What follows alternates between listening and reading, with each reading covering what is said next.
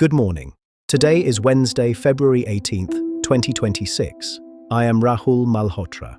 In this special investigative briefing, we go beyond the headlines of the Wall Street Journal to examine the structural shifts in global finance, the boiling tensions in geopolitics, and the provocative ideas shaping the editorial pages. From corporate breakups and hidden healthcare investments to the maturation of the shale revolution, the world is moving at a staccato pace.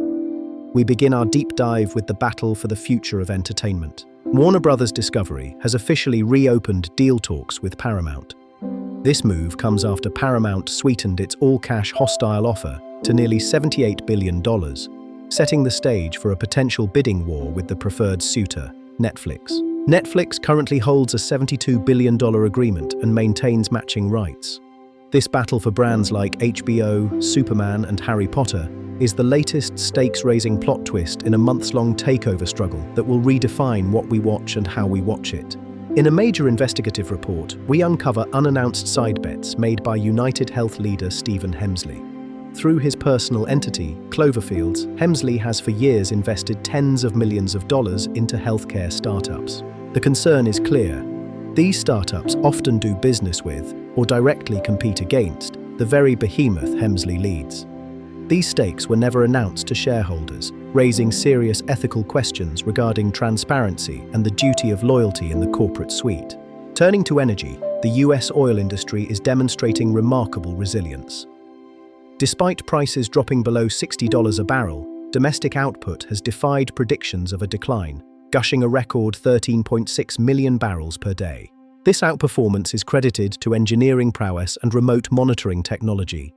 Giants like Exxon and Chevron now dictate the pace, using horizontal drilling that extends for miles to collect more crude at a lower cost, ensuring a steady output impervious to price swings. Technology is also reshaping defense.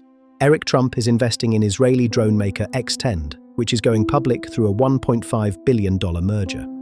These low-cost per-kill munitions are becoming ubiquitous, reflecting a shift toward irregular warfare operations. Global tensions are escalating. The US has set a 2-week deadline for Iran nuclear talks in Geneva, with Vice President Vance stating that Tehran has failed to acknowledge core demands.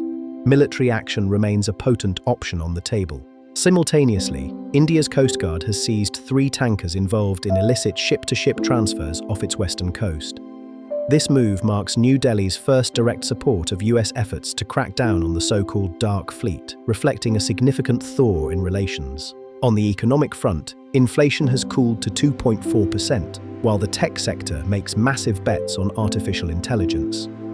ByteDance has unveiled Seedance 2.0, a model that turns a single text prompt into high-quality video with distinctive characters. In India, the Adani Group has pledged a staggering $100 billion by 2035 to build sustainable, large-scale data centers.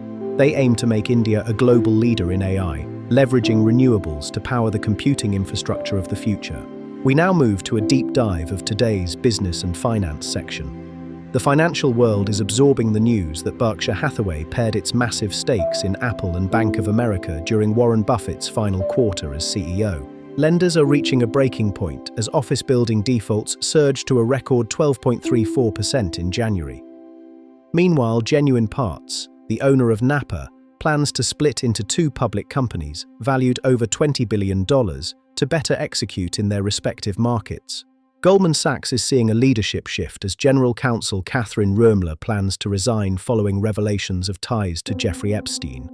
In healthcare, Danaher is acquiring medical device maker Masimo for $10 billion, while Novo Nordisk sees its Wegovy shot approved at higher doses in the EU.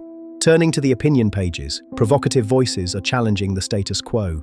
Boris Johnson calls on Europe to show its mettle, urging a concerted operation to impound the shadow fleet and provide real support to Ukraine.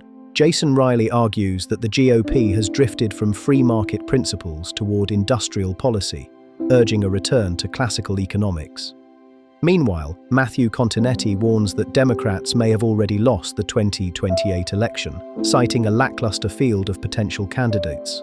Leslie Lenkowski explores why democracy needs the rich, arguing that the ultra-wealthy provide alternative perspectives and take risks on innovations like AI and space travel that are too daunting for smaller fortunes.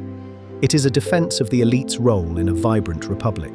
We conclude our report with a tribute to the Reverend Jesse Jackson, a civil rights icon who has passed away at 84. The first black man to wage a full nationwide campaign for a major party's endorsement, Jackson leaves behind an empire of hope. Jackson was known for his fiery rhetoric and his legacy of seeking common ground. As he famously said, "Progress will not come through boundless liberalism nor static conservatism, but at the critical mass of mutual survival. It takes two wings to fly." Looking ahead, experts advise watching the fintech and e-commerce sectors, along with renewable energy. While investment risks persist with potential tariffs, the way forward is built on the symmetry between energy and compute. The interplay of innovation and institutional scale will dictate the next decade of growth. Thank you for joining us for this investigative deep dive into the global headlines. Good day.